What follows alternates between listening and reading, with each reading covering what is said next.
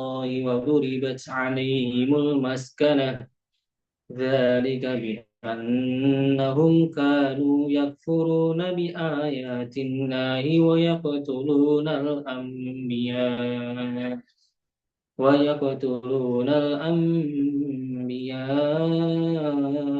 بغير حق ذلك بما عصوا وكانوا يعتدون صدق الله العظيم. Assalamualaikum warahmatullahi wabarakatuh. Waalaikumsalam warahmatullahi wabarakatuh. Allahumma arhamna bil Quran. Terima kasih kepada Mas Nafi yang telah membacakan lantunan ayat suci Al-Quran. Semoga dengan dibacakannya ayat suci Al-Quran menambah keberkahan dan juga kelancaran diskusi kita pada malam hari ini. Selanjutnya, yakni ada pembacaan kredo kami yang akan disampaikan atau dibacakan oleh Mas Yusuf. Kepada Mas Yusuf, monggo dipersilahkan. Baik, suara saya masuk ya. Masuk, Mas. Oke, mungkin mohon izin dulu untuk share screen ya. Yang harapannya nanti teman-teman di sini bisa membaca juga, nggak cuma mendengarkan aja, membaca dan meresapi ya apa yang telah dibuat yaitu kredo gerakan kami. Bismillah, kredo gerakan kami. Kami adalah orang-orang yang berpikir dan berkehendak merdeka. Tidak ada satu orang pun yang bisa memaksa kami bertindak. Kami hanya bertindak atas dasar pemahaman, bukan taklid, serta atas dasar keikhlasan, bukan mencari pujian atau kedudukan. Kami adalah orang-orang pemberani, hanyalah Allah yang kami takuti. Tidak ada satu makhluk pun yang bisa menggentarkan hati kami, atau membuat kami tertunduk apalagi takluk kepadanya. Tiada yang kami takuti kecuali ketakutan kepadanya. Kami adalah para petarung sejati. Atas nama Al-Haq kami bertempur. Sampai tidak ada lagi fitnah di muka bumi ini. Kami bukan golongan orang yang melarikan diri dari medan pertempuran atau orang-orang yang enggan pergi berjihad. Kami akan memenangkan semua pertarungan dengan menegakkan prinsip-prinsip Islam. Kami adalah penghitung risiko yang cermat, tetapi kami bukanlah orang yang takut mengambil risiko. Syahid adalah kemuliaan dan cita-cita tertinggi kami. Kami adalah para perindu surga. Kami akan menyebarkan aromanya di dalam kehidupan keseharian kami kepada suasana lingkungan kami. Hari-hari kami senantiasa dihiasi dengan tilawah, zikir, saling menasehati, dan dalam kebenaran dan kesabaran. Diskusi-diskusi yang bermanfaat dan jauh dari kesia-siaan, serta kerja-kerja yang konkret bagi perbaikan masyarakat. Kami adalah putra-putri kandung dakwah, akan beredar bersama dakwah ini kemanapun perginya. Menjadi pembangun yang paling tekun, menjadi penyebar yang paling agresif, serta penegaknya yang paling kokoh. Kami adalah orang-orang yang senantiasa menyiapkan diri untuk masa depan Islam. Kami bukanlah orang yang suka berleha-leha, minimalis, dan loyo. Kami senantiasa bertebaran di dalam kehidupan, melakukan eksperimen yang terencana, dan kami adalah orang-orang yang progresif, yang bebas dari kejumudan, karena kami memandang bahwa kehidupan ini adalah tempat untuk belajar, agar kami dan para penerus kami menjadi perebut kemenangan yang hanya akan kami persembahkan untuk Islam. Kami adalah ilmuwan yang tajam analisisnya, pemuda yang kritis terhadap kebatilan, politisi yang piawai mengalahkan muslihat musuh, dan yang piawai dalam memperjuangkan kepentingan umat. Seorang pejuang di siang hari dan rohib di malam hari. Pemimpin yang bermoral, teguh pada prinsip dan mampu mentransformasikan masyarakat. Guru yang mampu memberikan kepahaman dan teladan, sahabat yang tulus dan penuh kasih sayang, relawan yang mampu memecahkan masalah sosial, warga yang ramah kepada masyarakatnya dan responsif terhadap masalah mereka, manajer yang efektif dan efisien, prajurit yang gagah berani dan pintar bersiasat, prajurit diplomat yang terampil berdialog, piawai berwacana, luas pergaulannya, percaya diri yang tinggi, semangat yang berkorban tinggi. Sekian, terima kasih.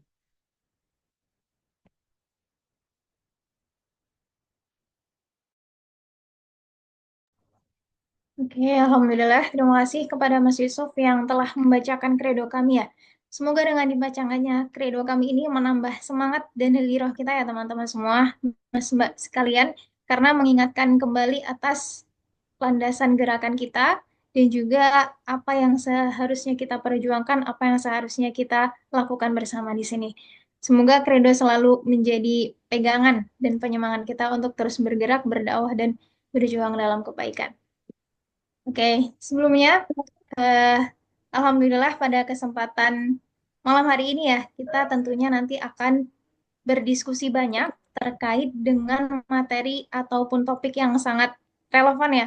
Saat ini banyak sekali informasi-informasi atau berita yang mungkin teman-teman dan mas-mas semua sering dengar eh, terkait dengan pengangkatan P3K guru. Nah, namun sebelumnya izinkan saya untuk memperkenalkan diri terlebih dahulu. Nama saya Hanun Fitriatul Islam. Kebetulan saat ini sedang menempuh pendidikan S1, pendidikan matematika UNES. Jadi, alhamdulillah linear dengan pembahasan pada malam hari ini ya. Sebagai seorang pendidik, insya Allah nantinya. Jadi, akan lebih relate terkait dengan nasib guru ini akan seperti apa. Untuk guru-guru yang terdahulu ya, mungkin yang sudah menjadi seorang guru honorer, namun pada akhirnya belum mendapatkan kesejahteraan yang layak, yang senantiasa menjadi permasalahan ya, yang terus diperdebatkan dari tahun ke tahun begitu. Dan pada malam hari ini nanti kita akan berdiskusi banyak gitu terkait dengan pengangkatan P3K ini. Karena P3K ini kalau misalkan teman-teman semua sudah mendengar ataupun tahu ya beritanya, P3K ini merupakan salah satu program yang dicanangkan pemerintah. Kalau dari yang saya tahu ya, ya untuk mengentaskan guru-guru honorer yang ada di Indonesia. Jadi guru-guru honorer ini diberikan suatu kebijakan atau diberikan suatu kepastian terkait dengan karir dan juga kesejahteraannya ke depan. Karena bila kita bicara terkait dengan guru honorer, otomatis yang ada di pikiran adalah guru yang terus-terusan mengabdi, begitu ya, memberikan sepenuh hati untuk peserta didik, tapi dari kesejahteraannya tidak diperdulikan oleh pemerintah, entah itu dari segi gajinya dan lain-lain. Dan salah satu eh, tujuan dari pemerintah untuk pengangkatan P3K ini adalah untuk mengentaskan guru-guru honorer untuk mendapatkan suatu kepastian yang lebih baik gitu. Dan seharusnya pengangkatan P3K ini harusnya selesai di tahun 2024 akhir kemarin ya, dari informasi yang saya baca. Karena memang guru honorer ini dari Permen, kalau tidak salah Permen yang telah undang-undang atau Permen ASN ya, di tahun 2023 ya, Oktober 2023 itu sudah tidak diperkenankan untuk membuka atau menerima guru honorer karena memang guru honorer ini mau dihapuskan dan akan menjadi P3K. Jadi secara serentak untuk semua guru ataupun non ASN yang sudah mengabdi atau bekerja menjadi guru honorer atau non ASN selama 5 tahun berturut-turut begitu ya, tanpa jeda, itu berhak untuk naik menjadi atau mendaftar menjadi seorang P3K begitu. Nah, untuk penjelasannya lebih lanjut begitu ya, nanti akan kita diskusikan bersama apakah memang pengangkatan P3K bagi seorang guru ini merupakan salah satu solusi yang paling tepat ya untuk kesejahteraan guru dan non ASN. Kemudian apakah terdapat dinamika ya yang terjadi di dalamnya karena otomatis suatu kebijakan yang baru pasti akan menimbulkan polemik baru atau permasalahan-permasalahan baru. Tidak akan sepenuhnya berjalan dengan mulus gitu ya, karena ada penyesuaian dan hal-hal lain. Dan apakah memang P3K ini efektif untuk memberikan kesejahteraan ataupun menjawab segala persoalan terkait dengan pendidikan. Dan tanya itu mungkin terkait dengan P3K ini ya, karena ada seleksi khusus untuk masuk ke P3K, terdapat eh, filtering guru yang memiliki kompetensi lebih, itu pastinya akan lebih bisa berkarir gitu ya. Atau dengan kata lain, dengan adanya seleksi ini bisa meningkatkan kualitas guru yang ada di Indonesia. Nah, apakah ini juga salah satu tujuannya dan bisa kita capai bersama? Insya Allah akan kita diskusikan bersama pada malam hari ini, karena Alhamdulillah di sini sudah dibersamai oleh Pak Ali Umar Dhani, Alhamdulillah, yang sudah berkenan membersamai kita ya untuk berdiskusi. Nah, Pak Ali Umar Dhani ini izin membacakan sedikit eh, biodata dari beliau. Beliau merupakan alumni kami Semarang, kemudian sekarang juga menjadi dosen Untak, anggota DPRD Kota Semarang Komisi A, dan juga Wakil Ketua Badan Pembentuk Peraturan Daerah. Nah, jadi karena berdiskusi langsung ya dengan anggota DPRD yang pastinya tahu lebih banyak terkait dengan kebijakan pemerintahan yang sekarang sedang kita bahas, terlebih terkait dengan guru. Oleh karena itu, nanti buat teman-teman yang pengen bertanya atau dari kemarin udah riset, ingin mempertanyakan terkait dengan guru dan lain-lain, nanti kita bisa diskusikan bersama. Oke, mungkin langsung saja untuk mempersingkat waktu kepada Pak Ali Umar Dhani SPT MSI, waktu dan tempat disilakan. Baik, terima kasih. Ah, Suara saya terdengar ya? Terdengar. Oh, iya, iya. Baik, Bismillah. Assalamualaikum warahmatullahi wabarakatuh.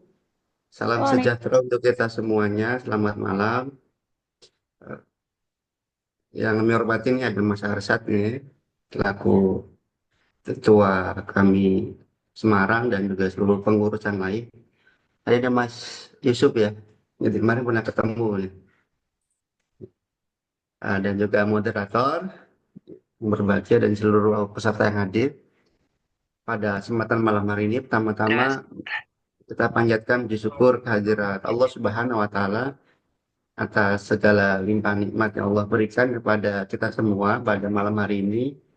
Bisa nanti diskusi apa yang tema yang kita usung pada malam hari ini mudah-mudahan bisa bermanfaat karena kami di Komisi A DPRD Kota Semarang yang juga mitra eh, kerjanya dari kepegawaian dan kepegawaian pendidikan dan pelatihan Kota Semarang atau BKPP atau BKD-nya Kota Semarang. Eh, Kemarin juga sempat berdiskusi terkait dengan pengangkatan P3K ini yang harapannya nanti saya bisa salurkan kepada teman-teman semua terkait dengan bagaimana P3K guru honorer. Baik, terima kasih. Jadi pada kesempatan kali ini saya ingin mengawali P3K ini memang kan tidak lepas dari aturan yaitu undang-undang tentang ASN. Gitu ya. Jadi undang-undang ASN yang lama Undang-Undang Nomor 5 Tahun 2014. Tapi yang baru ini Undang-Undang ASN Nomor 20 Tahun 2023. Jadi dasar utamanya tentang bagaimana P3K itu tadi seperti itu. Tadi juga sudah disampaikan ya. Jadi juga sudah disampaikan.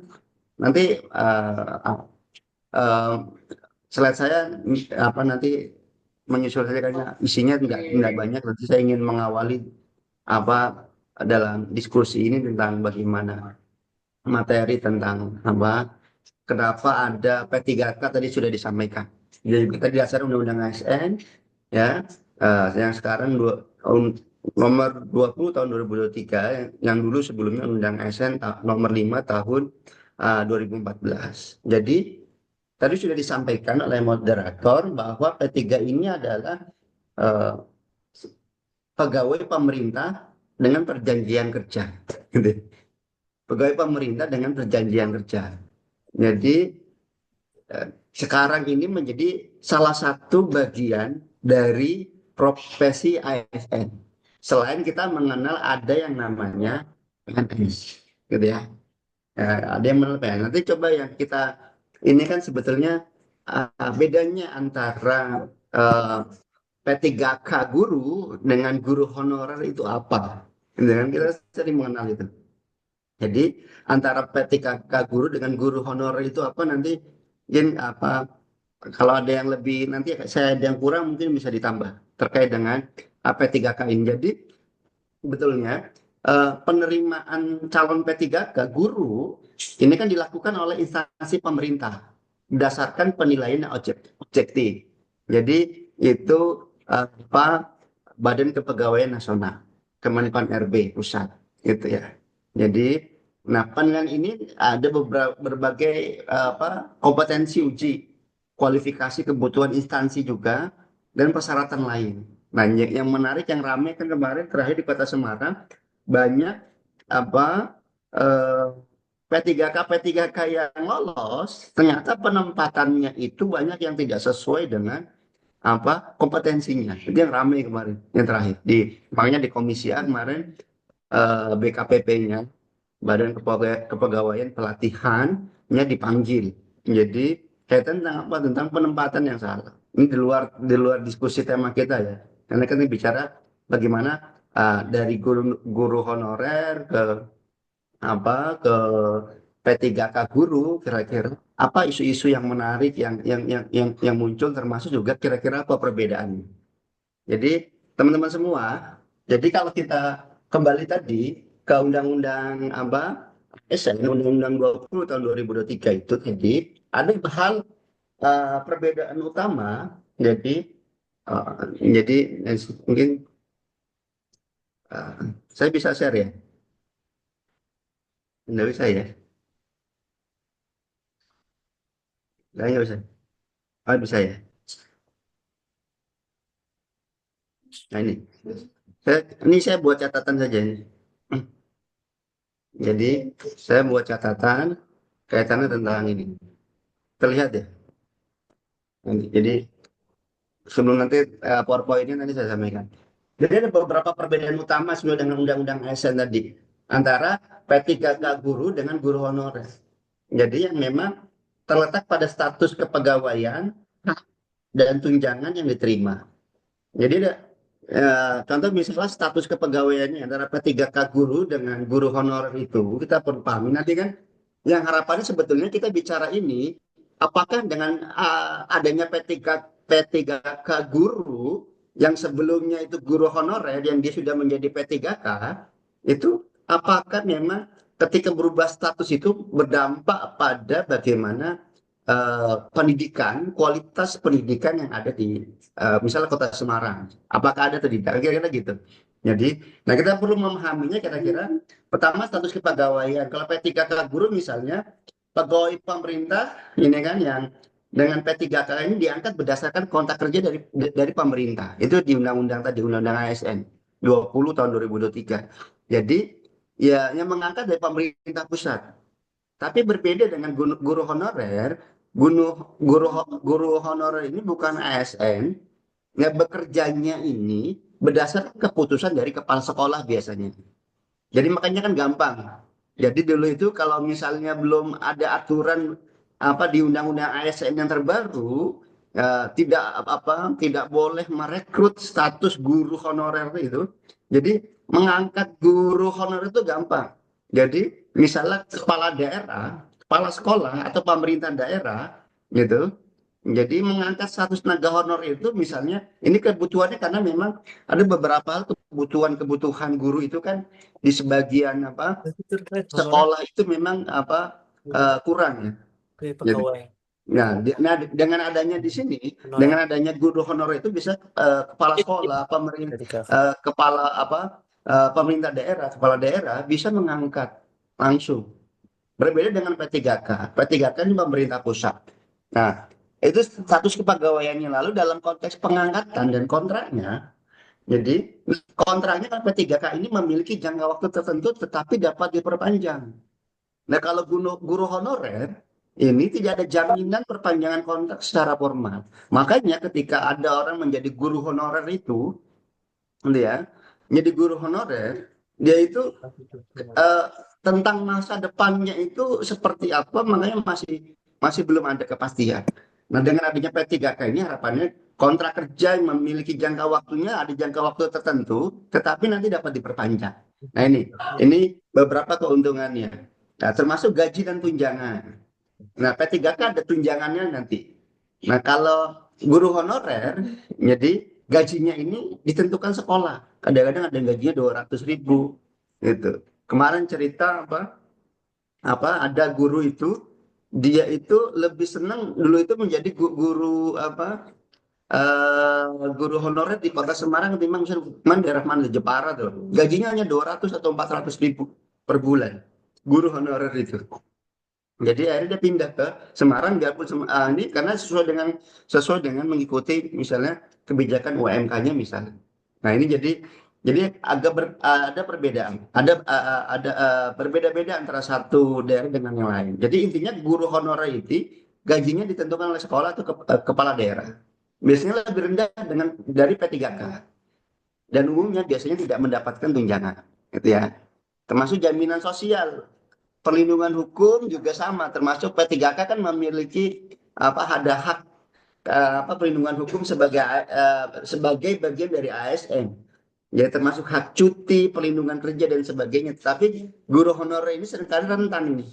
Jadi untuk pemberhentian sewaktu-waktu. Nah ini makanya menjadi tantangan. Makanya ada beberapa isu-isu tadi itu kaitannya tentang nanti yang kita kenal dengan isu-isu tentang guru honorer. Jadi ini menarik. Jadi untuk kita bahas. Kalau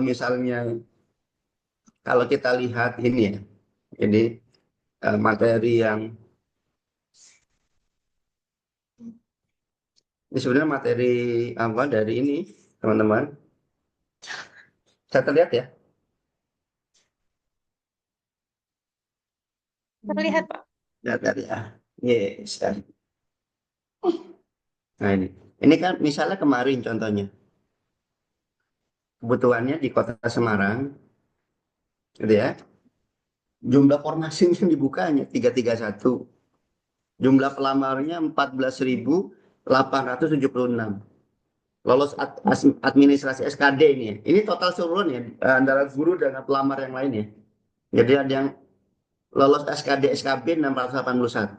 Lalu yang diterima berapa? Jadi yang diterima, jadi dari pengadaan P3K-nya ini, jadi tadi ini yang umum ya, jalur pengadaan CPNS-nya. Nah untuk yang P3K, jumlah formasinya dibuka 2.600. Jumlah non ASN potensi pelamaran 4.571, gitu ya. Jadi, nah ini baru yang tahap pertama. Jadi pelamar sekian 4.000, terusnya lolos CAT-nya 4.067. Jadi terusnya yang lolos P3K penuh waktu 2.324. Jadi lalu ada yang belum lolos. Nah yang belum lolos ini kemarin yang ramai, jadi ada proses dia masih dari peraturan Permendagrinya itu jadi tidak ada pemutusan hubungan atau PHK massal, gitu ya. Tidak ada pemutusan hubungan atau PHK massal. Jadi semuanya tetap bisa kerja. Makanya kemarin muncul antara misalnya lolos P3K penuh waktu dan bagi yang belum lolos nanti sebagai P3K paruh waktu. Yang kerjanya memang nanti ini belum hak dan kewajibannya memang berbeda dengan yang lainnya. Nah ini menjadi tantangan. Makanya ada beberapa isu-isu yang perlu kita pahami sebetulnya terkait dengan isu-isu guru honorer ini. Jadi bagi teman-teman, jadi karena anak teman-teman kami ini perlu dikaji. Jadi yang menarik terkait dengan isu-isu guru honorer di sini adalah ketika isu pengangkatan guru honorer menjadi ASN, jadi baik sebagai pegawai pemerintah dan dengan perjanjian kerja di P3K maupun sebagai PNS, ini menjadi perdebatan panjang di sekitar kita karena ada misalnya bicara tentang ini isunya misalnya keterbatasan kuota dan seleksi yang ketat, ya. Ketika kita bicara misalnya pemerintah kan membuka rekrutmen P3K nih. Jadi pemerintah membuka rekrutmen P3K untuk guru honorer misalnya. Nah kadang-kadang jumlah kuotanya yang tersedia seringkali tidak mencukupi dibandingkan dengan jumlah guru honorer yang ada. Nah selain itu juga seleksinya yang ketat. Jadi yang kadang-kadang di sini membuat banyak guru honorer ini gagal memenuhi syarat. Makanya kalau misalnya kita lihat di sini kan ada data nih. Data ada terlihat nggak ya? Yang tulisan pemetaan non ASN pasca penempatan di P3K ini ada nggak? Oke, terlihat ya? Terlihat. Lihat, Nah, Pak. nah itu kan nanti di situ terlihat dari misalnya di dinas pendidikan itu. Jadi misalnya di dinas pendidikan. Jadi nanti pendidikan itu jumlah non ASN-nya 1.257. Formasinya hanya 548. Ya kan? Jadi formasinya jumlah non ASN yang guru honorernya ada di Kota Semarang itu 1.257. yang jumlah formasinya yang di ini kemarin adalah 548. Nah, 548. Ya, berarti yang diterima 548 ya. Yang menjadi isu kita berarti kan keterbatasan kuota dan seleksi yang ketat ini menjadi permasalahan kita. Padahal tadi sebagaimana disampaikan moderator, sebagaimana di Undang-Undang ASN Undang-Undang 20 tahun 2023, di akhir tahun 2024 ini memang semua harus sudah selesai. Gitu ya. Semua sudah selesai. Tetapi permasalahannya kemarin kan belum selesai. Maka Kota Semarang membuat tahap kedua dalam seleksi itu. Nanti kan ada tahap kedua seleksi P3K itu. Nah, ini menjadi isu yang menarik bagi teman-teman untuk dikaji, keterbatasan kuota termasuk juga seleksi yang ketat. Ya, seleksi yang ketat. Kadang kemarin dulu saya pernah menerima waktu masih di DPRD provinsi sebagai tenaga ahli itu, menerima teman-teman P3K yang sudah lama tadi itu. Jadi mereka merasa tidak bisa bersaing dengan teman-teman karena seleksinya bareng nggak dengan seleksi CPNS itu ya. Jadi PNS yang lain itu dengan khususnya yang tua-tua ya, yang sudah senior sudah lama dengan P3K yang masih baru-baru itu. Yang dia baru masuk, yang fresh graduate, terusnya calon-calon P3K ini. Nah, seleksinya tentu kan berbeda orang kemampuan berpikirnya kalau misalnya bicara kerja mungkin pengalaman lebih lama. Nah, ini isu yang menarik. Jadi keterbatasan kuota dan seleksi yang ketat. Isu yang lain terkait dengan P3K ini adalah tidak semua guru honorer ini bisa menjadi P3K tadi. Yang pada akhirnya karena ada beberapa guru honorer yang sudah lama mengabdi di sekolah negeri tetap tidak bisa karena kendala administratif tadi itu. Ada usia, ada yang sudah tua atau tidak memenuhi kualifikasi akademiknya. Misalnya harus memiliki sertifikat pendidik dan sebagainya. Ini kadang-kadang menjadi kendala. Makanya jadi kendala bagi teman-teman. Akhirnya tetap dipaksakan sebagai ini, tetapi ya tadi bahasanya di Kota Semarang itu adalah bagaimana P3K paruh waktu. Nanti coba teman-teman kaji ya. Bagi Iya. teman-teman kami ini coba kaji dampaknya ketika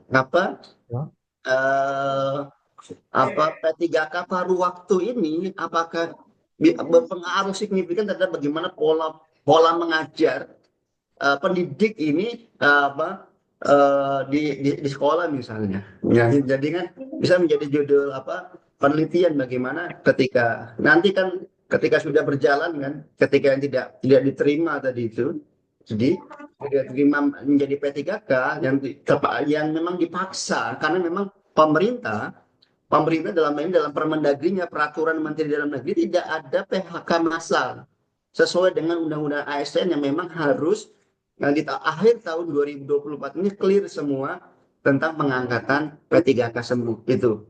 Jadi ini tidak ada P3K massal. Disiasati apa tadi P3K paruh waktu. Gitu. Jadi, nah ini jadi isu yang kedua tadi ya. Jadi tidak semua guru honorer bisa menjadi P3K, termasuk juga nanti ada perbedaan gaji dan tunjangan guru honorer dan gaji yang lebih rendah atau bahasa kita tadi P3K paruh waktu tadi. Dan juga tidak ada jaminan pengangkatan sebagai PNS. Jadi banyak guru honorer yang bisa berharap diangkat langsung kan menjadi PNS. Tetapi kebijakannya tetap melalui seleksi tadi P3K. Nah, jadi P3K yang tanpa jaminan itu diangkat sebagai PNS. Jadi nah ini keluhan utama mereka. Ada juga masalah administrasi dan anggaran daerah, termasuk juga masa depan guru honorer. Jadi makanya perlu solusi pemerintah di sini. Makanya isu jadi pengangkatan guru honorer ini menjadi tantangan besar, terutama dalam aspek pemerataan kesejahteraan. Jadi termasuk juga keadilan bagi mereka-mereka yang telah lama mengabdi di dunia pendidikan. Nah ini jadi menarik. Jadi kalau kita lihat makanya di undang-undang tadi saya share tadi ini ya. Nah jadi amanat undang-undangnya dalam pemetaan non-ASN dan Undang-Undang 20 tahun 2023 adalah pasal 66 pegawai non-ASN nama lainnya wajib diselesaikan penataannya paling lambat Desember 2024. Dan sejak undang-undang ini ditetapkan, instansi pemerintah dilarang mengangkat pegawai non ASN atau dengan nama yang lainnya sebagai selain pegawai ASN. Nah ini ya. Jadi di undang-undangnya. Jadi pasal 66 tadi itu. Jadi di pasal 665-nya pejabat pembina kepegawaian dan pejabat lainnya yang mengangkat non ASN dikenakan sanksi sesuai dengan peraturan perundang-undangan. Nah ini amanat undang-undangnya. Jadi memang tidak ada yang berani lagi. Cuma bahasanya nanti, jadi bahasa tadi paruh waktu, gitu ya. Jadi nanti ada bahasa-bahasa istilah-istilah lain. Makanya di sini, nah ini kemarin misalnya pengadaan P3K di Kota Semarang misalnya.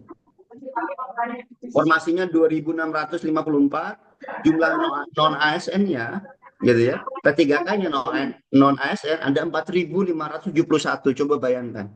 Ini kan menjadi isu yang menarik. Jadi siapa yang akan menerima ini periode Maret 1 Maret 2025 nanti formasi kosong tahap kedua ada 330 proses pendaftaran sampai dengan 15 Januari 2025 gitu ya.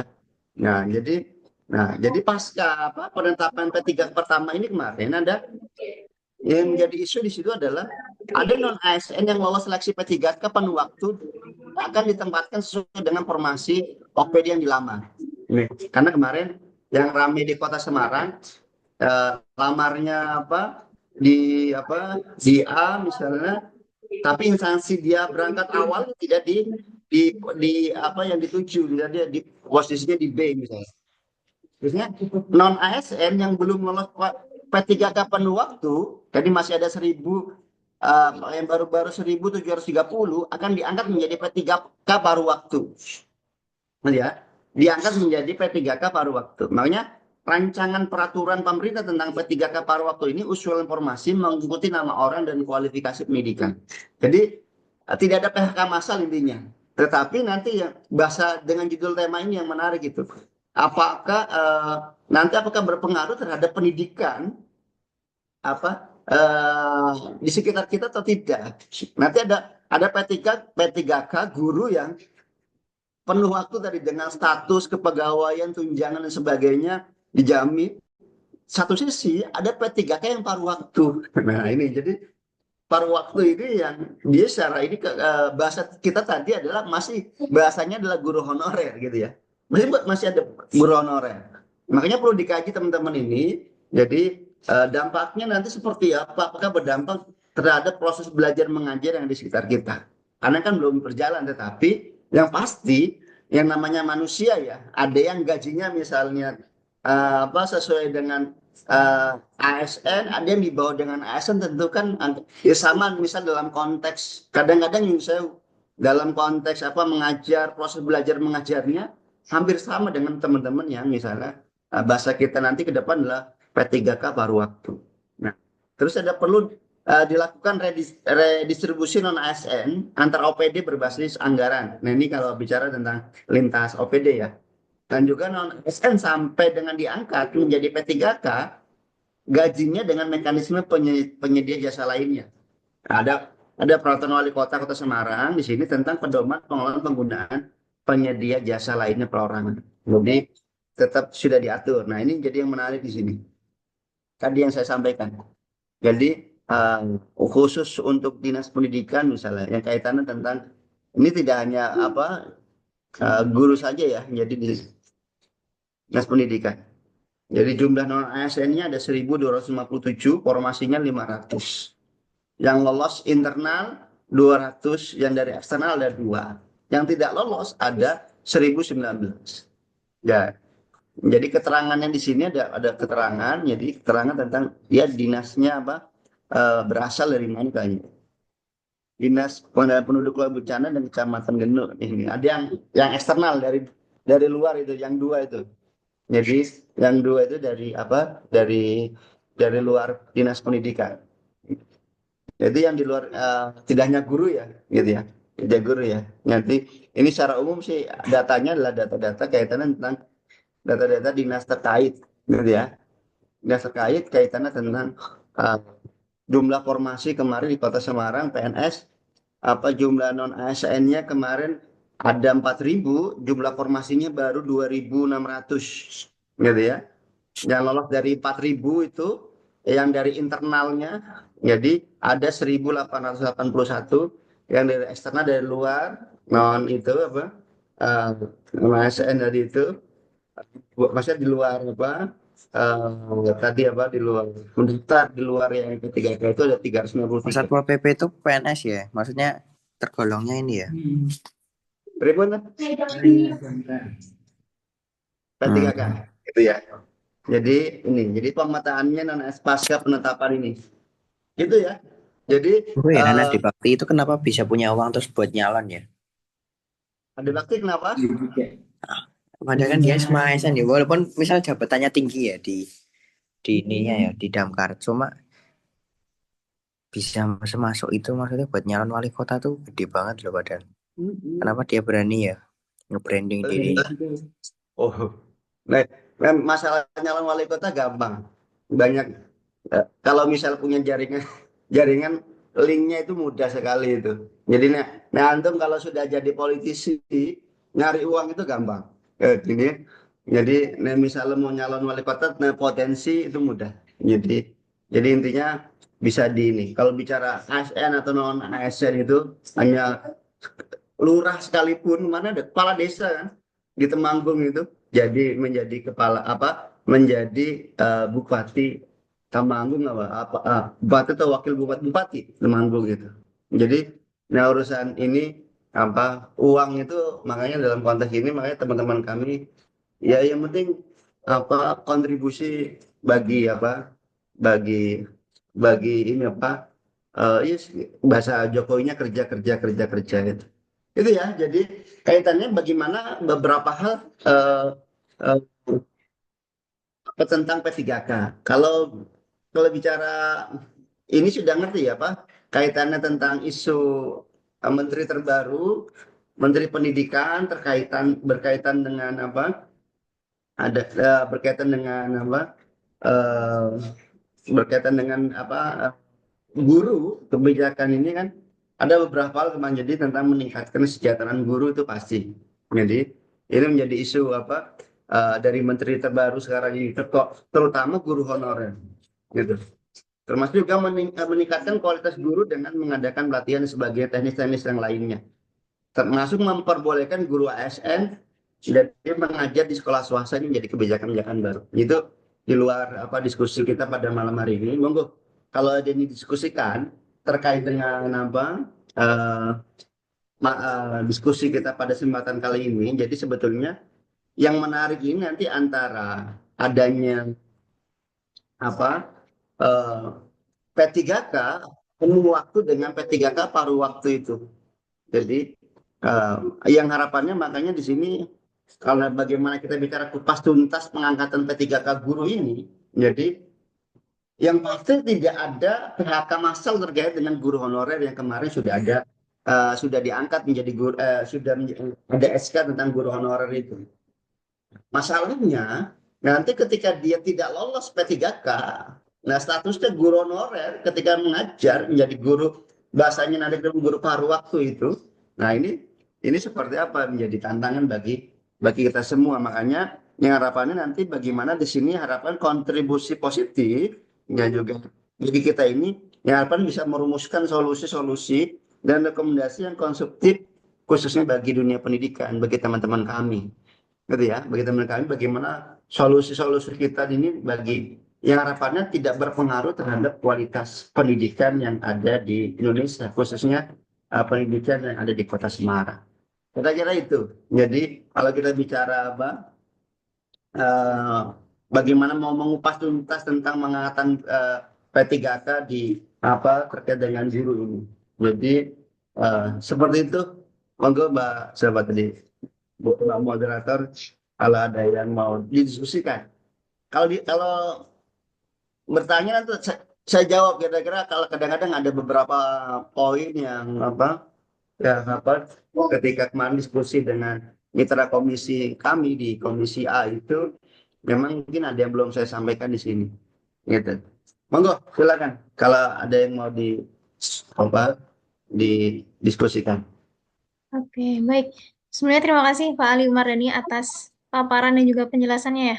yang kompleks sekali terkait dengan pengangkatan P3K ini, mulai dari asal-usulnya ya, yang telah dibedah tadi dari Undang-Undang ASN-nya tahun 2023 begitu. Nah, mungkin saya ingin sedikit bertanya begitu ya Pak. Ada poin menarik terkait dengan benar yang disampaikan oleh Pak Ali tadi mengenai guru honorer mohon maaf, mengenai P3K penuh waktu dan juga paruh waktu.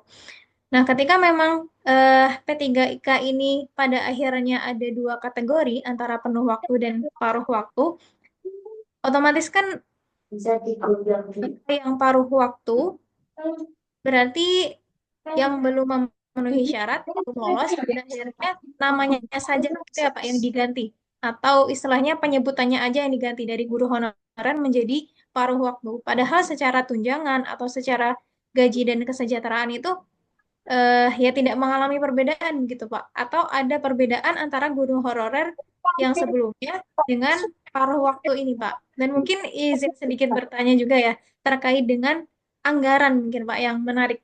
Karena kan otomatis pengangkatan guru honorer untuk menjadi P3K secara massal ini yang diharapkan honorer bisa terangkat semua begitu ya. Jadi P3K otomatis dengan tunjangan gaji dan kesejahteraan guru ini kan bertambah. Anggaran dari pemerintah pun otomatis akan bertambah. Dan apakah adanya paruh waktu ini juga salah satu alasan ya karena keterbatasan anggaran dari pemerintah sendiri atau seperti apa? Mungkin itu dulu Pak Ali. Terima kasih. Itu jadi tadi kan di slide-nya saya ada dari itu. Jadi terkait dengan non ASN, jadi yang belum lolos P3K penuh waktu tadi itu akan diangkat menjadi P3K paruh waktu. Dan tadi ada tanda kurungnya itu rancangan peraturan pemerintah tentang P3K paruh waktu. Nanti usulan formasi mengikuti nama orang dan sebagainya gitu. Jadi ini sedang diproses. Sebenarnya ini kan karena perjuangan teman-teman P3 teman-teman guru non ASN tadi itu. Jadi yang non P3K itu untuk memperjuangkan bagaimana nasibnya ketika dia tidak lolos menjadi ketika seleksi P3K kemarin itu. Jadi ada muncul kaitannya tentang P3K paruh waktu tadi. Makanya Permendagrinya pun juga Permendagrinya itu baru. Jadi kalau misalnya saya belum baca tentang Permendagrinya ya. Tapi intinya adalah bagaimana ada Permendagri P3K tentang paruh waktu itu. Jadi bukan Permendagri, Permenpan. Jadi Permenpan nomor 16 tahun 2025 jadi tentang mengatur peraturan terbaru yang mengenai P3K paruh waktu menjadi keputusan Menteri Pendayagunaan Aparatur Negara dan Permenpan RB. Jadi nomor 16 tahun 2025. Jadi tentang bagaimana pengadaan P3K paruh waktu itu dilakukan untuk pegawai non ASN yang terdaftar di database BKN. Nah bahasanya berarti kan ini sebetulnya sama guru honorer yang datanya sudah masuk. P3K non ASN yang datanya itu sudah masuk. Jadi bagaimana perjuangan teman-teman itu ini dalam konteks ini ya. Bukan kita bicara dalam konteks siapa sih. Bagaimana kualitas pendidikan, tetapi kita bicara bagaimana perjuangan teman-teman yang sudah lama tadi itu mengajar, yang sudah lama menjadi guru, gitu. Tetapi dia tidak lolos ketika pengadaan P3K tadi itu. Ada nama pengadaan P3K paruh waktu. Intinya nanti juga ada muncul nanti Permenpan itu tidak ada PHK massal itu. Jadi tapi memang syarat untuk menjadi P3K paruh waktu ini jadi mengikuti seleksi CPNS atau P3K, tetapi tidak lulus, gitu ya. Pada intinya pernah mengikuti, jadi tentang P3K tapi tidak lulus. Tetapi masa perjanjian kerjanya dia ini tiap tahun, jadi jam kerjanya juga hanya per hari itu kalau salah 4 jam per hari itu atau 8 jam 4 jam ini. Jadi jam kerja P3K paruh waktu itu 4 jam, coba bayangkan. 4 jam. Nanti muncul gajinya berapa itu? Jadi muncul gajinya nanti berapa? Jadi orang kerjanya 4 jam Jadi kurang ini nanti sangat berdampak, gajinya pasti kan kecil, ya. Termasuk juga apa? eh, Kalau di Permenpannya kalau nggak salah itu, alhamdulillahnya P3K paruh waktu ini berhak menerima gaji pokok dan tunjangannya, gitu ya. Tetapi ketentuan disiplinnya P3K paruh waktu itu sama dengan ketentuan disiplin ASN. Coba bayangkan, gajinya beda, tetapi ketentuan apa disiplinnya kerjanya sama seperti ASN. Jadi, nah ini nanti akan menarik. Makanya eh coba teman-teman, mungkin sebagian ada yang nanti ke depan jadi guru atau sekarang sudah menjadi guru itu, nanti bagaimana bisa merasakan ketika disiplin kerjanya sama dengan ASN tetapi gajinya tidak sama dengan ASN. Jadi menarik. Gitu kira-kira, Mbak Anum. Gitu. Jadi kaitan dengan ini paruh waktu itu. Ya, baik, terima kasih Pak Ali. Memang menarik ya teman-teman ketika memang satu kebijakan dibentuk gitu ya, otomatis akan menyelesaikan masalah yang lain, tapi akan memunculkan salah satu problem atau hal yang belum terselesaikan lainnya.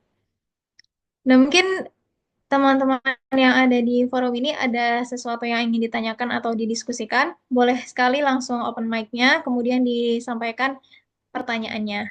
Oke, mungkin nih teman-teman semua, barangkali ada yang pengen disampaikan unek-uneknya terkait dengan guru, atau kemarin sudah mendengar atau sempat mendaftar, barangkali ada yang sudah pengalaman gitu, boleh banget disampaikan. Mohon izin moderator. Oke, baik. Boleh monggo Mas Suaranya Ali, terdengar atau tidak, nggih? terdengar dengan jelas sekali. Nggih. Sebelumnya perkenalkan, saya Aldi, saya dari UNES, alumni UNES tahun 2024. Mungkin ini eh, nanti yang saya bicarakan tidak hanya pertanyaan ya, mungkin agak sedikit curhat juga, karena kebetulan di sini kan ada Pak Ali nggih, tadi sebagai pembicara, mungkin beliau juga bisa menjawabnya. Yang ingin saya sampaikan yang pertama adalah sebenarnya fokus dari pemerintah itu apakah dengan pengangkatan pegawai P3K ini ataupun ASN itu tujuannya yang pertama apakah meningkatkan kualitas pendidikan atau hanya fokus untuk eh, menyelesaikan masalah yang sebelumnya, yaitu banyaknya pegawai honorer. Itu yang pertama. Kira-kira fokus pemerintah itu di mana? Apakah meningkatkan kualitas atau hanya ingin mengangkat yang honorer?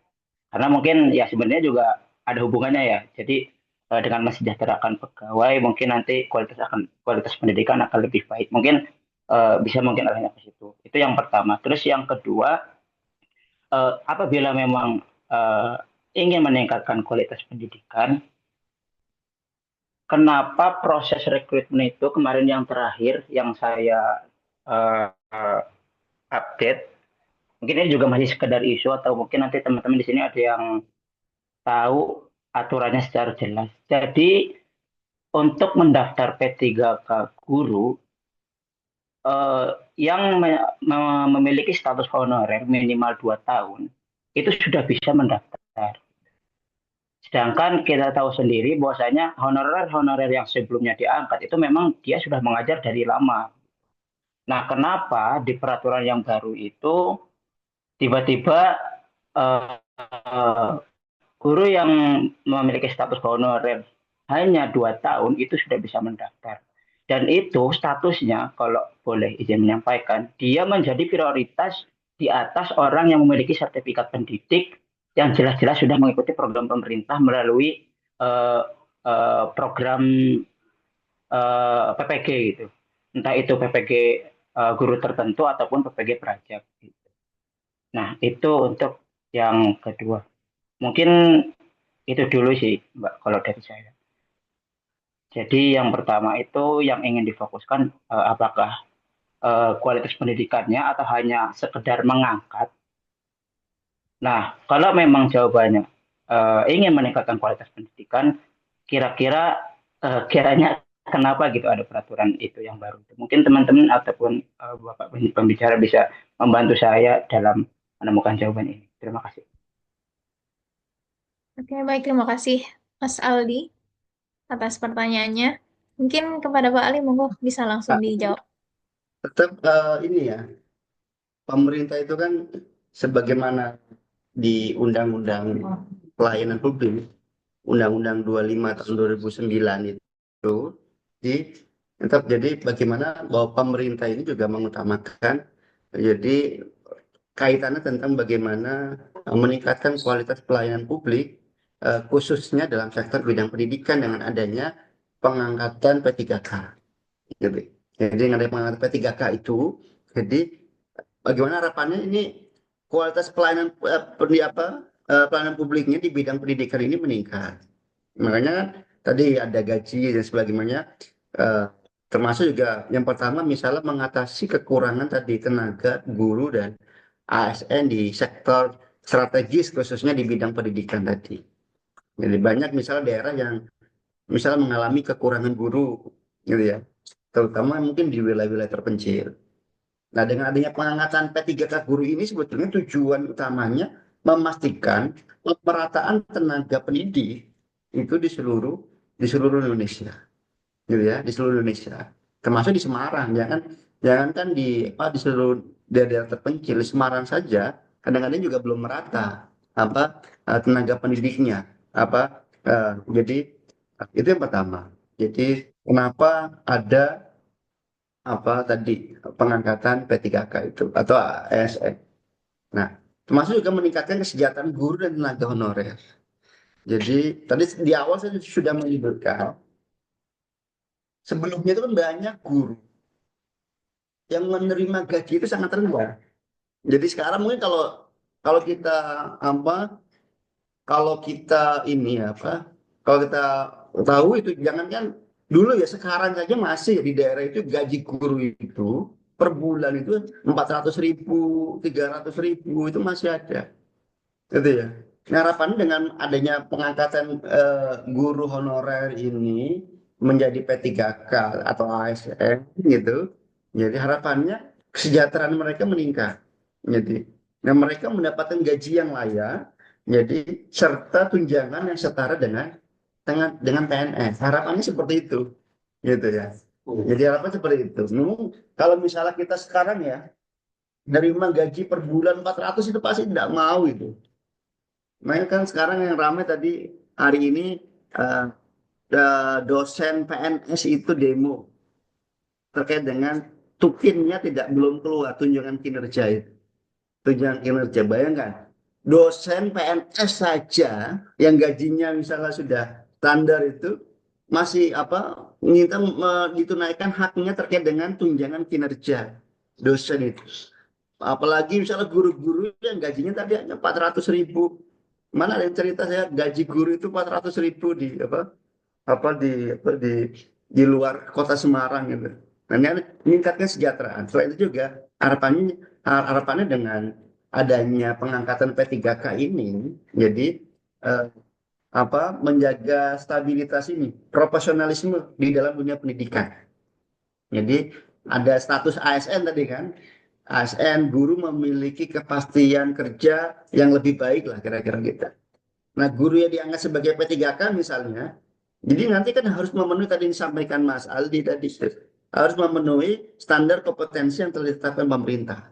Gitu. Jadi ini kan gitu. Jadi adanya pengangkatan tadi ASN termasuk juga ini kan meningkatkan kualitas pendidikan nasional. Jadi P3K guru ini prioritaskan untuk mengisi kebutuhan guru misalnya mata pelajaran inti-inti di sekolah-sekolah negeri misalnya.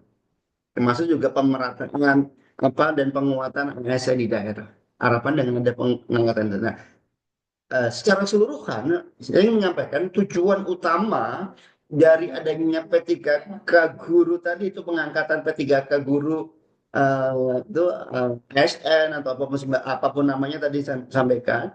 Ini bagian dari strategi pemerintah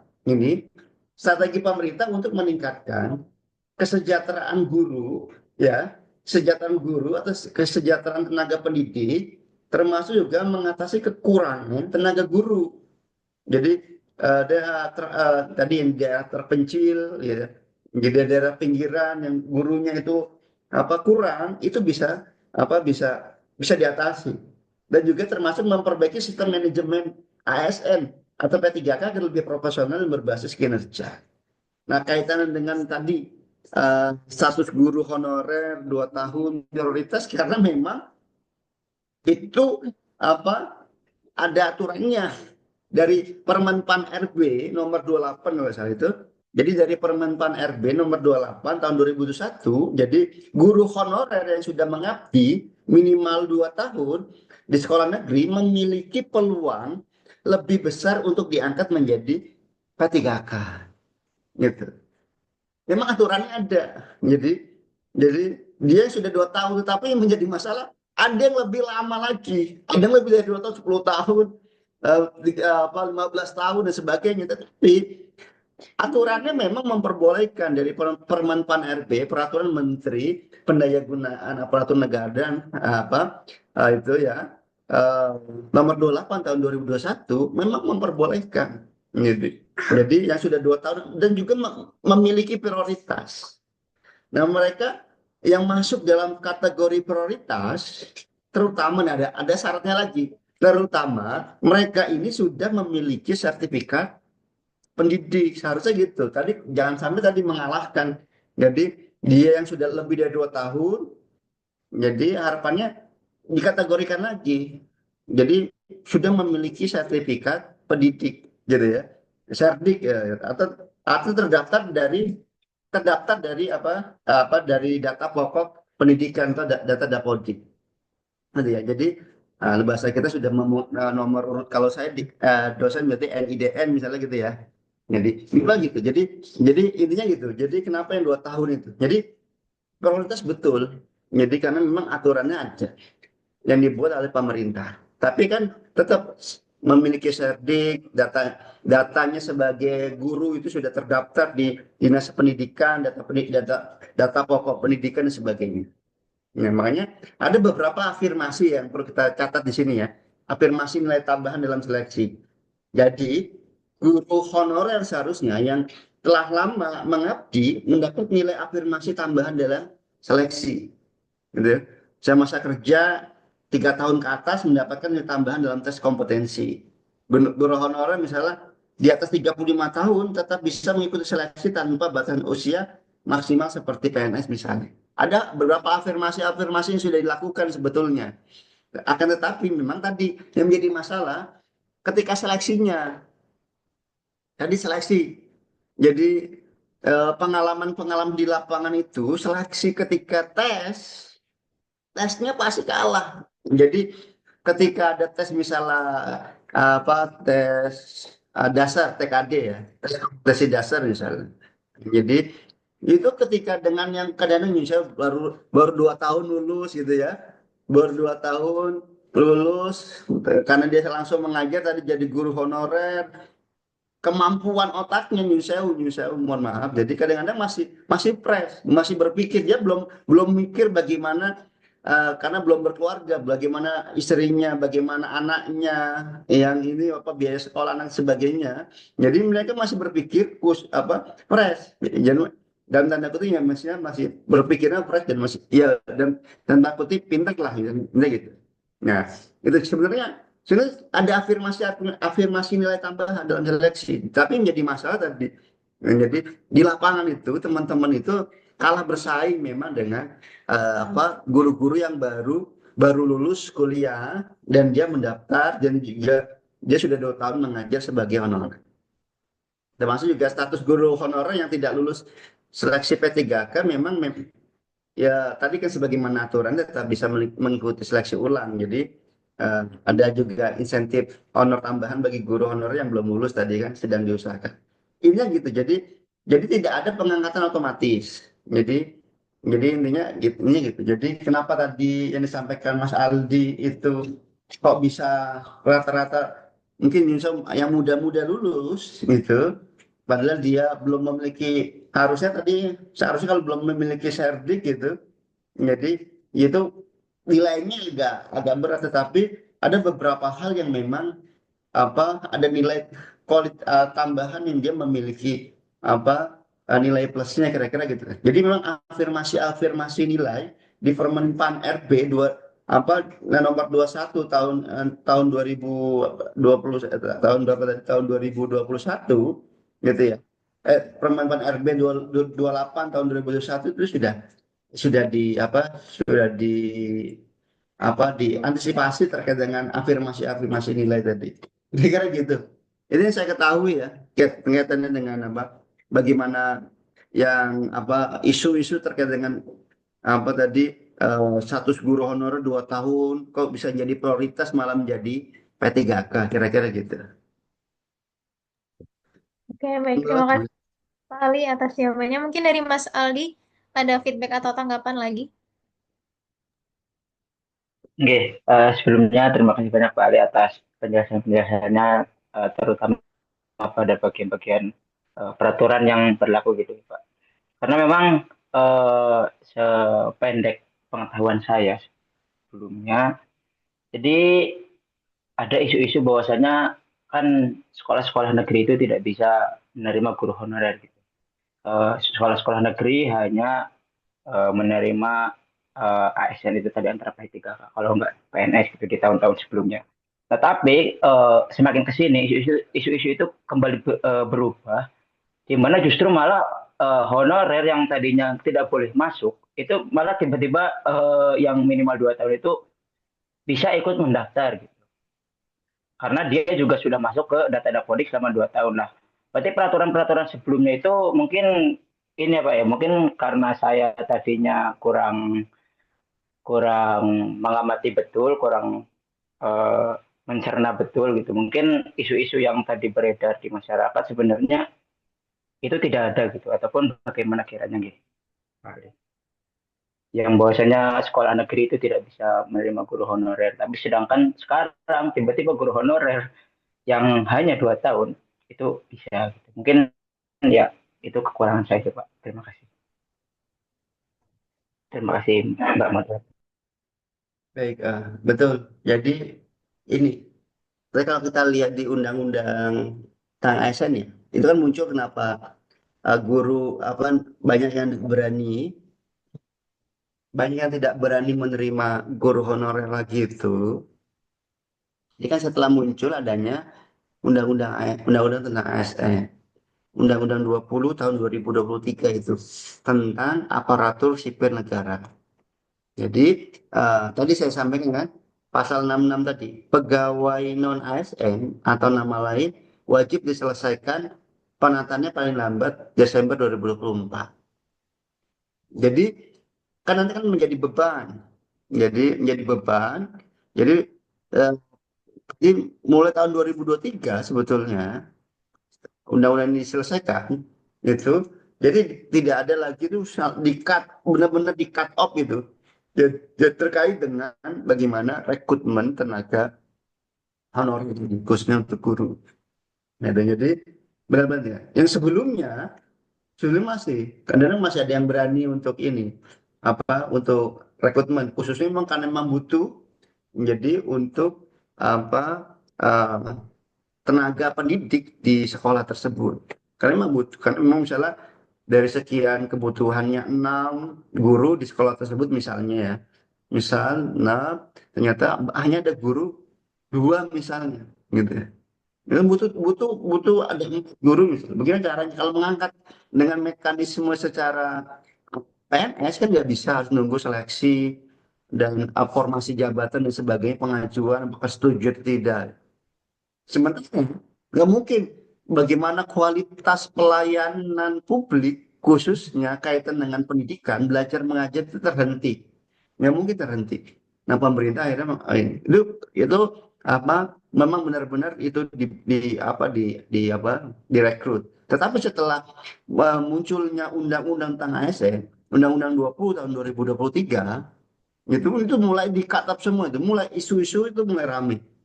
Jadi tidak ada guru honorer dan sebagainya. Jadi ini diselesaikan dulu yang sudah ada, yang lama-lama itu sudah ada diselesaikan dulu. Karena juga mungkin banyak. Nanti akan ada mekanisme pengajuan formasi jabatan dengan pengusulan P3K. Nah, isu-isu yang beredar itu eh, tidak boleh itu mungkin mulai tahun 2023 sampai dengan sekarang. Itu mungkin tidak berlaku. Tetapi ketika misalnya 2022, 2021, 2020 itu sebagian itu masih ada yang memang mengangkat guru honorer itu. Gitu. Jadi seperti itu Mas Ali. Jadi isu-isunya memang tergantung memang tidak bisa disamakan. Kebutuhan daerah misalnya Kota Semarang dengan misalnya daerah di Kendal ataupun di Demak nanti terkait dengan kebutuhan guru honorer itu mungkin tidak sama. Misalnya di Kota Semarang, di Kota Semarang karena kebutuhannya sudah penuh itu terkait dengan kebutuhan guru honorer, jadi memang dia tidak menerima, gitu. Ingin menyelesaikan yang ada, tetapi di sebagian daerah, misalnya Demak atau misalnya ternyata memang butuh, dia pasti akan tetap apa eh, tetap merekrut guru honorer di wilayahnya masing-masing. Ini berkaitan dengan bagaimana pelayanan publik khususnya di bidang pendidikan. Nggak mungkin belajar mengajar akan berhenti kan tadi. Misalnya kelas SD kelas 1, kelas 2, kelas 3, sampai kelas 6. Masing-masing gurunya satu misalnya 6. Nah, yang ada misalnya hanya 2, yang 4 sudah pensiun misalnya. Gitu kan? Ya, bahasanya apa? Yang 4 itu misalnya yang lama diperbandingkan statusnya apa? Ya honorer gitu. Atau dipekerjakan diperbantukan apa. Tapi kalau nggak mau misalnya ya tetap harus merekrut guru honorer gitu. Jadi memang tidak sama. Misalnya mungkin yang didengar antara mungkin wilayah di Jawa Tengah bisa jadi misalnya ya Jawa Tengahnya wilayah tertentu saja yang masih melakukan rekrutmen tenaga guru honorer. Jadi tapi untuk wilayah-wilayah Kota Semarang yang secara ininya sudah tertata misalnya dalam konteks rekrutmen tenaga guru honorernya mungkin itu berbeda lagi. Jadi nggak bisa disamakan. Kira-kira seperti itu. Jadi memang menarik yang penting ya bagaimana dari hasil diskusi kita ini ada sebuah formulasi ke depan agar bagaimana kualitas pelayanan publik khususnya di bidang pendidikan kita ini bisa bisa lebih baik lagi dari yang sebelumnya. Makanya dengan kualitas guru-guru yang sekarang ini kesejahteraannya sudah ditingkatkan. Saya kira seperti itu. Oke, baik. Terima kasih Pak Ali atas tambahan penjelasannya. Mungkin dari Mas Ali ada tanggapan lagi atau cukup? Cukup. Sepertinya sudah cukup, nggih. Alhamdulillah jawaban-jawaban dari Pak Ali sangat mencerahkan, ya Pak. Ya mungkin karena setiap daerah juga, terus juga kondisi di lapangan memang ada yang berbeda-beda, nih. Terima kasih sekali lagi saya ucapkan Pak Ali. Terhidupilah guru-guru yang ada di Indonesia. Terima kasih. Oke, baik. Terima kasih juga kepada Mas Ali atas pertanyaan dan juga diskusinya pada malam hari ini. Ya, mungkin sebelumnya ada tambahan pertanyaan lagi mungkin dari teman-teman yang lain. Barangkali ada hal atau sesuatu yang ingin didiskusikan. Mumpung ada ahlinya nih, teman-teman. Jadi bisa langsung ditanyakan dan didiskusikan bersama. Tapi menarik, Pak Ali ya, terkait dengan isu-isu pengangkatan P3K ini memang pada akhirnya banyak isu yang perlu kita kaji ulang atau kita telisik lagi terkait dengan asal-usulnya ataupun solusinya ke depan. Dan yang sering di highlight juga di kasus pengangkatan P3K ini memang terkait hal-hal teknis tadi untuk guru-guru yang memang sudah lama menjadi guru honorer tetapi kalah dengan fresh graduate yang baru mendaftar. Dan kalau misalkan dari yang saya baca gitu ya, Pak Aldi dan teman-teman, banyak yang menyebut dengan istilah P3K siluman begitu Pak. Karena mungkin barangkali terkait dengan pengangkatan ini tidak lepas dari adanya orang-orang yang seharusnya atau aslinya itu belum memenuhi persyaratan P3K, misalkan terkait dengan masa jabatan tadi ya, atau masa mengabdi yang harusnya maksimal 5 tahun atau 2 tahun. Nah itu sebenarnya belum memenuhi syarat, tapi pada akhirnya ada beberapa nama yang lolos. Nah ini beberapa isu juga atau beberapa hal diskusi di kalangan teman-teman begitu. Nah, menanggapi terkait dengan P3K siluman ini, bagaimana Pak Ali? Dan mungkin ini belum, nanti kalau misalkan ada teman-teman yang lain menanggapi lagi, otomatis siluman-siluman ini apakah benar ini dinamakan siluman dan bagaimana untuk kemudian mengatasi hal-hal seperti ini? Karena pada akhirnya mungkin sistem pemerintah sudah mengusahakan semaksimal mungkin dan terjadinya banyak persaingan dan juga kompetensi yang ketat. Hal ini ya tidak melepas adanya hal-hal di luar kuasa gitu ya, di luar kendali dari kita. Mungkin itu Pak Ali.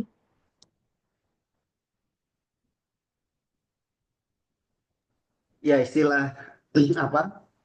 Istilah siluman ini kan sering digunakan apa yang merujuk pada dugaan adanya guru yang diangkat ya menjadi sebagai P3K yang tidak transparan kira-kira gitu. Jadi memang yang sering kita dengarkan gitu. Jadi tidak tidak tidak Iya. transparan atau tidak sesuai dengan prosedur. Akhirnya kita muncul tadi P3K guru siluman tadi itu. Tapi sebetulnya kan tidak ada dalam ini. Tapi memang pengangkatan guru yang tidak mengajar itu memang ada sering terdengar itu ya. Jadi atau pengangkatan guru yang tidak pernah mengajar atau guru titipan itu. Jadi guru-guru titipan. Jadi ada dugaan misalnya ada beberapa individu itu memang yang tidak pernah mengajar atau yang lebih parah lagi tidak pernah terdaftar dalam data pokok pendidikan atau Dapodik. Itu tiba-tiba lolos gitu seleksi P3K. Tapi memang saya nggak punya data, hanya yang namanya siluman atau selentingan gitu kan, berita-berita kadang-kadang ya muncul gitu saja. Tetapi memang saya tidak memiliki datanya, tetapi ya sering ya pernah mendengar lah kaitan dengan bagaimana pengangkatan guru yang tidak transparan itu ya, tidak pernah mengajar tetapi kalau lolos P3K. Tidak masuk data Dapodik gitu ya, tidak pernah mengajar tapi lolos seleksi P3K. Kadang-kadang ini sering disebut kadang-kadang mereka ini titipan dari oknum tertentu dalam birokrasi atau pemerintah daerah. Tetapi dalam konteks apa sistem permentan RB sekarang dalam seleksi P3K itu menurut saya seleksinya memang sudah sangat ketat sekali ya. Jadi sudah sangat apa dengan seleksi ini. Mungkin kadang-kadang yang perlu di ini adalah seleksi administrasi tadi itu ya, seleksi secara administratifnya tadi itu. Kalau dalam konteks apa Kemenpan RB itu bagaimana prosesnya itu memang sudah sangat tersistem sekali itu. Makanya mungkin terkait dengan apa titipan-titipan tadi itu memang ya bisa saja tadi yang dia memainkan tadi data Dapodik atau bahwa dia pernah mengajar tampak belum pernah mengajar tetapi di SK kan mengajar misalnya. Kadang-kadang seperti itu. Atau misalnya ada yang memanipulasi data misalnya, administrasinya tadi. Ada beberapa misalnya mungkin ya yang pernah dengar tapi saya tidak bisa membuktikannya. Jadi kasus yang menunjukkan adanya pemalsuan apa atau manipulasi data apa pengabdian guru honorer tadi itu. Jadi pengabdian guru honorer agar memenuhi syarat seleksi P3K tadi. Misal 2 tahun tadi itu yang disampaikan Mas Aldi tadi itu. Jadi 2 tahun agar bisa menjadi prioritas gitu. Atau misalnya masuk data Dapodik tadi.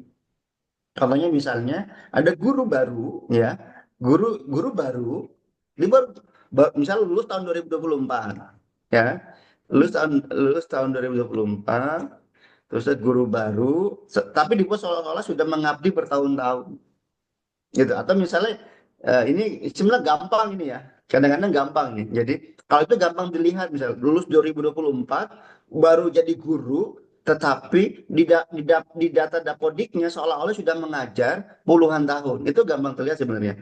Gitu, itu gampang sekali. Tapi ada misalnya juga manipulasinya, guru dia lulus tahun 2000 misalnya 2015 gitu ya. 2015 atau 2000 ya 2015 ya. Jadi tapi dia mengajarnya baru di tahun 2024 gitu.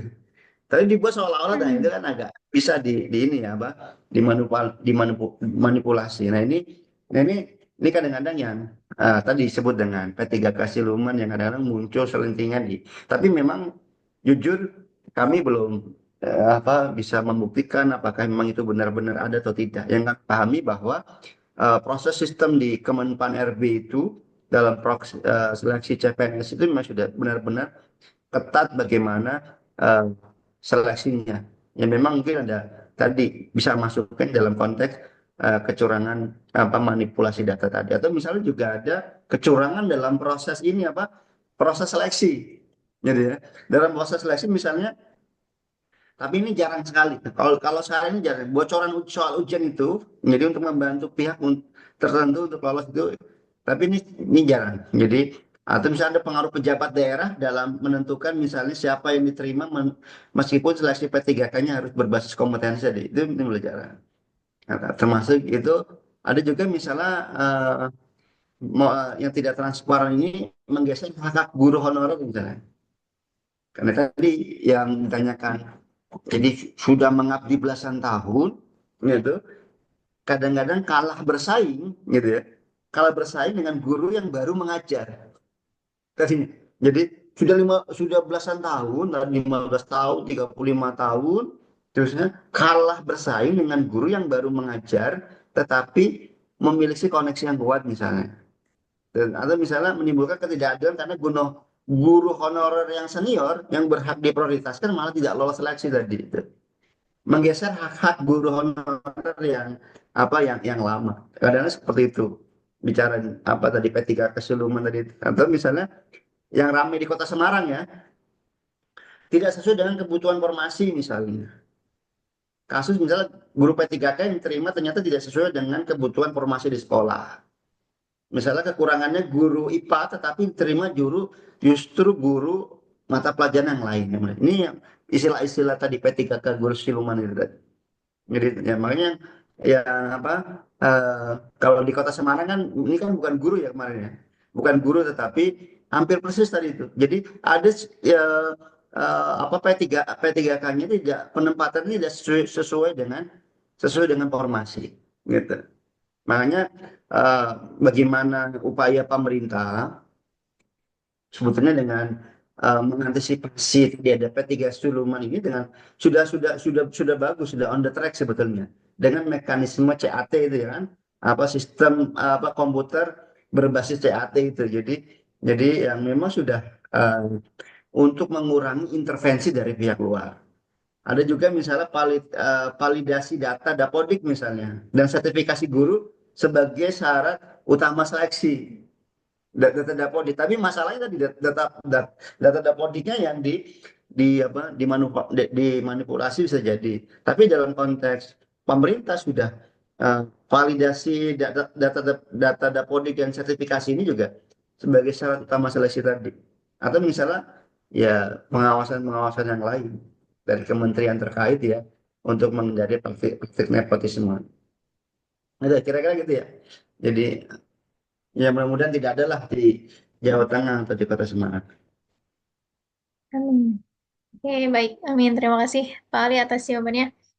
Ya, begitu ya teman-teman semua terkait dengan menanggapi isu-isu P3K Siluman memang sedikit meresahkan gitu ya. Apalagi untuk teman-teman lain yang mungkin sedang berjuang juga untuk mendaftar. Jadi merasa saingannya bertambah dengan adanya siluman-siluman ini. Tapi ya terjawab oleh yang disampaikan oleh Pak Ali, bagaimana terkait sistem pengangkatan P3K ini sudah dijalankan dengan sistem yang sedemikian rupa begitu ya, sehingga memang sangat meminimalisir adanya hal-hal ataupun pendaftaran yang tidak sesuai dengan prosedur. Oke, mungkin ada teman-teman ada yang ingin didiskusikan lagi atau ada yang ingin bertanya. Oke, bila tidak ada lagi ya teman-teman, mungkin ini karena sudah cukup malam ya, cukup larut malam, sudah pukul 9:30. Maka untuk menutup sebelum diskusi kita ditutup pada malam hari ini, mungkin dari Pak Ali ada yang ingin disampaikan terkait dengan closing statement, mungkin juga bagaimana pandangan Pak Ali Umar Dhani ini ya, bagaimana melihat sistem pendidikan Indonesia di masa depan, entah itu dari segi kesejahteraannya ataupun dari kualitas pendidikannya. Akankah Indonesia ini benar-benar mencapai titik emasnya begitu di 2045 dengan kualitas pendidikan yang semakin terdepan dan juga kesejahteraan guru yang semakin maju begitu. Mungkin Pak Omaldani, ya silakan. Ya, Allah sih. Jadi saya menyampaikan ini, jadi biar teman-teman tidak salah persepsi juga tentang ada istilah ini apa uh, teman-teman PPG yang sudah mengikuti PPG ya, pendidikan profesi guru itu yang tidak lulus seleksi P3K itu. Ada istilah misalnya bagi sebagian teman itu ada pembatasan lulusan PPG dalam pengangkatan P3K. Jadi, nah ini saya ingin meluruskan, jadi sebenarnya secara keseluruhan, jadi lulusan PPG ini memiliki peluang yang besar, jadi untuk menjadi P3K guru. Kalau gitu ya, jadi tidak ada pembatasan lulusan PPG untuk menjadi guru. Tapi mereka memang tetap harus bersaing tadi, bersaing dengan guru honorer yang lama, apa dengan guru honorer apa yang lama juga, yang lebih diprioritaskan. Yang diprioritaskan ini yang lama tadi, yang sudah memiliki sertifikat pendidik, serdik, masuk data Dapodik juga. Nah, kebijakan ini dibuat untuk menghargai pengabdian guru honorer yang sudah bertahun-tahun mengajar di sekolah negeri kira-kira gitu ya. Jadi bukan tidak ada pembatasan lulusan PPG itu eh, untuk lulus P3K. Nah, terkait dengan sistem pendidikan ini kita ke depannya, sistem pendidikan nasional di masa depan ini, depannya di sini memang kemungkinan memang akan mengalami perubahan seiring dengan perkembangan teknologi. Jadi sekali lagi teman-teman, jadi bahwa eh, teman-teman kami harus bisa beradaptasi, khususnya yang lulusan-lulusan guru ini nanti yang dia menjadi tenaga pendidik, guru atau dosen dan sebagainya. Memang pendidikan kita ini memang ke depan akan mengalami perubahan besar seiring dengan perubahan teknologi. Jadi ada juga kebutuhan pasar kerja yang meningkat nanti, tantangan sosial dan ekonomi yang berbeda. Makanya harapannya teman-teman ini, kami ini harus bisa menyesuaikan bagaimana perubahan besar seiring dengan uh, uh, berbagai aspek tadi, faktor-faktor yang tadi itu di tahun sampai dengan di tahun 2025. Jadi makanya masa depan pendidikan kita ini memang ya ada kata kuncinya itu saya ini. Jadi bahwa masa depan pendidikan kita pasti akan lebih teknologis. Jadi akan menggunakan teknologi, banyak menggunakan teknologi. Ada juga pendidikan kita ini kan fleksibel. Ya, tidak kaku seperti dulu kita misalnya belajar misalnya. Terus itu juga berbasis keterampilan. Jadi memang kita harus memiliki keterampilan. Jadi termasuk juga inklusif. Jadi bahwa pendidikan kita ini akan inklusif. Maka sistem ini nanti akan menyesuaikan, jadi bahwa nanti pendidikan kita ini akan menyesuaikan dengan perkembangan zaman. Jadi memastikan bahwa lulusan-lulusan kita ini siap menghadapi tantangan global, bahwa lulusan-lulusan kita ini juga akan siap memperkuat karakter dan moral generasi muda yang akan datang. Jadi harapannya seperti itu.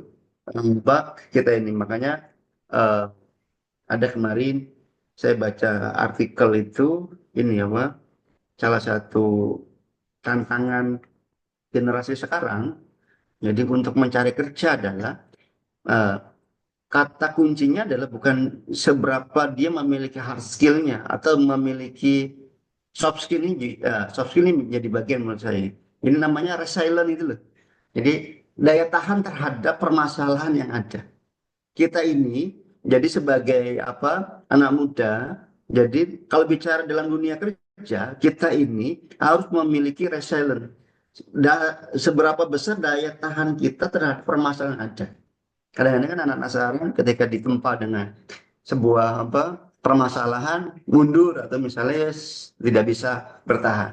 Nah, itu yang akan bertahan di masa yang akan datang. Jadi anak-anak kami harus bisa memiliki daya tahan terhadap permasalahan yang ada dalam dunia kerjanya. Gitu ya. Jadi Mudah-mudahan itu bisa bermanfaat. Kita bisa menyambut generasi emas Indonesia di tahun 2045 dan mudah-mudahan salah satunya ada ya jangan salah satu, mudah-mudahan kita yang berada di forum ini 15 orang ini menjadi orang-orang yang misalnya sukses di tahun 2045 ini ya dalam konteks di bidang kita masing-masing jadi guru ya guru yang di bidang yang lain apa intelektual yang lain monggo sukses di bidang yang lain. Itu dari saya, mohon maaf apabila banyak kekurangan. Kata salah, assalamualaikum warahmatullahi wabarakatuh. Waalaikumsalam warahmatullahi wabarakatuh. Alhamdulillahirrahmanirrahim. Sekali lagi terima kasih kepada Pak Ali Umar Dhani yang telah membersamai diskusi kita ya pada malam hari ini. Ingin sedikit menyimpulkan dari pembahasan diskusi kita pada malam hari ini ya, teman-teman semua, bahwasanya memang pengangkatan P3K ini menjadi salah satu program pemerintah yang dicanangkan untuk tujuan yang besar begitu, untuk peningkatan kualitas pendidikan Indonesia menjadi lebih baik dan juga untuk meningkatkan kesejahteraan guru honorer begitu ya. Selepas dari itu ada tujuan-tujuan lain, salah satunya tadi adalah terkait dengan pemerataan guru-guru ya di lokasi-alokasi atau di wilayah-wilayah tertentu sesuai dengan kebutuhan. Namun yang memang dari segi pelaksanaannya eh, ada beberapa isu atau beberapa hal yang mungkin perlu dikaji lebih dalam terkait dengan teknis dalam pelaksanaan ataupun pendaftarannya. Dan ini menjadi salah satu topik menarik yang seharusnya untuk terus kita bahas dan kita kawal bersama begitu. Dan pesan terakhir dari Pak Ali Umar Dhani tadi ya, menanggapi situasi dan kondisi pendidikan Indonesia saat ini ataupun tantangan zaman yang ada, memang pada akhirnya kita sebagai generasi penerus ya, yang dituntut dan sudah seharusnya untuk mengambil peran-peran kebaikan dan juga peran-peran memberikan suatu rekomendasi kebijakan, kita harus lebih aware dan juga kritis terhadap permasalahan-permasalahan yang ada, termasuk kita semoga bisa mengambil peran-peran itu untuk kemudian bisa memberikan kebermanfaatan yang lebih luas. Dan juga pesan dari Pak Ali tadi, bagaimana kita menjadi sosok tokoh-tokoh ataupun manusia-manusia yang mempunyai resilien, daya tahan yang kuat untuk kemudian bisa bertahan dan bisa berkembang sesuai dengan perkembangan zaman dan memanfaatkan teknologi yang ada. Ya, mungkin cukup sekian ya teman-teman diskusi kita pada malam hari ini terkait dengan pengangkatan P3K. Dan selanjutnya mungkin akan ada sesi dokumentasi sebelum ditutup. Jadi kepada teman-teman semua bisa on cam terlebih dahulu untuk kita ambil dokumentasi bersama dengan Pak Ali Umar Dhani. Oke, mungkin bagi teman-teman yang belum on cam atau yang masih off cam bisa on cam sebentar untuk diambil dokumentasinya.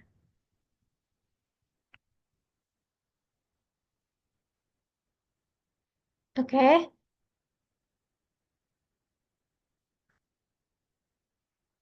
oke, apakah masih ada yang ingin on cam, teman-teman? Oke, mungkin cukup ya. Untuk dokumentasi, saya hitungan ketiga. Satu, dua, tiga. Oke, oke, satu kali lagi. Satu, dua, tiga. Oke, baik, terima kasih kepada teman-teman semua dan juga kepada Pak Ali Mardani terutama atas pesan dan juga diskusi yang sangat menarik. Banyak hal yang kemudian bisa kita pelajari dan juga bisa membuka kita, termasuk hal-hal yang mungkin sebelumnya kita anggap hanya isu atau masih menjadi perbincangan hangat, pada akhirnya menemukan titik temu dan juga titik terang atas penjelasan-penjelasan dan juga data-data yang disampaikan. Sebelum menutup, kita tutup dengan bacaan hamdalah, istighfar 3 kali dan doa kafaratul majelis. Alhamdulillahirrahmanirrahim. Astagfirullahaladzim, astagfirullahaladzim, astagfirullahaladzim. Subhanakallahumma bihamdik, asyhadu an la ilaha illa anta, astaghfiruka wa atubu ilaik. Alhamdulillahirrahmanirrahim. Sebelumnya saya selaku moderator mohon maaf apabila terdapat kesalahan ataupun ada yang kurang berkenan dalam memandu diskusi pada malam hari ini. Saya cukupkan, kurang lebihnya mohon maaf. Wassalamualaikum warahmatullahi wabarakatuh. Terima kasih Pak Ali Madani dan teman-teman semua. Apabila ada kesibukan lain atau hendak beristirahat, bisa meninggalkan forum ini. Terima kasih banyak. Semoga bisa bertemu di expert discussion lain kesempatan. Terima kasih.